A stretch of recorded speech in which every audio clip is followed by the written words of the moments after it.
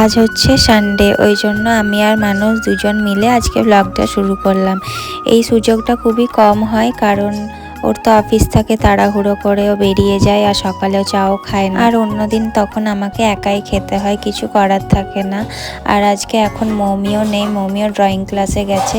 আর এই সময়টা আমাদের খুবই ভালো কাটে, আমরা দুজনে একা একা একটু টাইম স্পেন্ড করতে পারি আর কি। সানডে সকালগুলো আমাদের এইভাবেই শুরু হয়, খুব নিশ্চিন্তে একটা দিন শুরু হয় সানডেতে। সেরকম কোনো চাপ থাকে না, শুধু একটা চাপ থাকে যে 7টার মধ্যেই ঘুম থেকে উঠতে হয়, কারণ মৌমির 8টা থেকে ড্রয়িং ক্লাস থাকে। ওইটা একটা চাপই থাকে, কিন্তু তাও কোনো প্রবলেম হয় না। 5:30 পৌনে 6টায় তো আর উঠতে হচ্ছে। আমি সকালেই বললাম মানুষকে যে চা করে দেবো, ও বললো না আমি ওকে দিয়ে আসি, তারপর এসে নিশ্চিন্তে খাবো।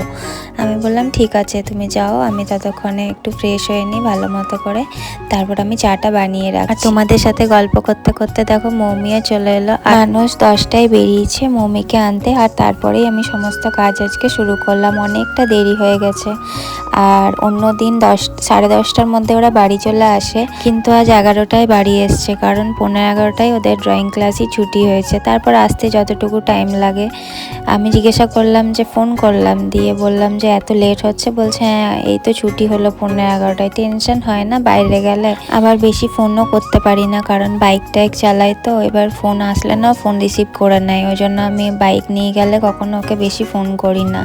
তো তারপর দেখো মানুষ যে সবজিগুলো এনেছে সেগুলো আমি ফ্রিজে রেখে দিলাম সুন্দর করে গুছিয়ে, আর কিছু জিনিস আমি অনলাইনেও অর্ডার করেছিলাম সেইগুলোকেও গুছিয়ে রেখে দিলাম। আর মৌমির ব্যাগ ট্যাগ সমস্ত কিছুই গুছিয়ে রেখে দিচ্ছি।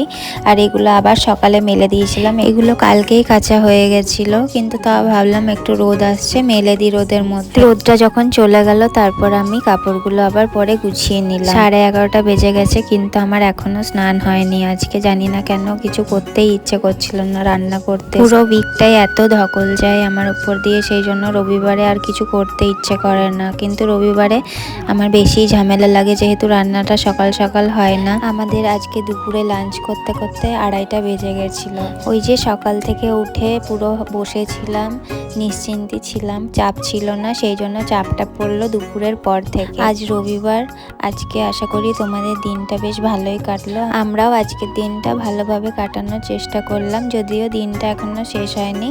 আর এই যে দেখো আমরা লাঞ্চ করতে বসলাম, আর আমার একটা পার্সেল এসেছিলো, সেটাই তোমাদের সাথে শেয়ার করছি। আজকের ব্লগটা এখানেই শেষ করলাম, সবাই ভালো থেকো।